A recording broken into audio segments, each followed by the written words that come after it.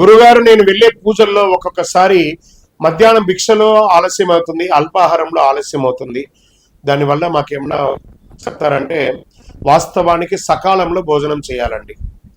మీరు మాల వేసుకుంటారు కాబట్టి ఏకభుక్తంలో ఉంటారు. మీరు త్వరగా భోజనం చేస్తే మీకు అరుగుతుంది, ఆరోగ్యవంతులుగా ఉంటారు. అదొకటి ఫస్ట్.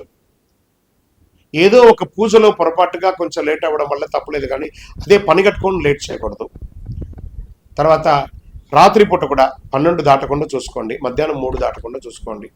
మరీ లేట్ అయిందనుకోండి, చెప్పడం మాత్రం చెప్తున్నారు కానీ అందరూ ఆలస్యం, ఉద్యోగ రీత్యా వ్యాపార రీత్యా వెళ్ళి వచ్చి స్నానం చేసి 10:30, 11:30కే తింటున్నారు. అది పెద్ద విషయం కాదు, కానీ ఆలోచించారు. మనకు మించి కాదు ఏది కూడా, మన ఆరోగ్యం కూడా దృష్టిలో పెట్టుకు. ఎందుకంటే మళ్ళీ తెల్లవారుజామున 4ంటికి నిద్రలేస్తారు కదా, అది అరగాలి కదా, నిద్ర మత్తు రాకూడదు. సాత్వికమైనటువంటి ఆహారం తినాలి, చాలా సాత్వికమైనటువంటి ఆహారం తినాలి. ఫ్రూట్స్ తినండి, వెజిటబుల్స్ తినండి.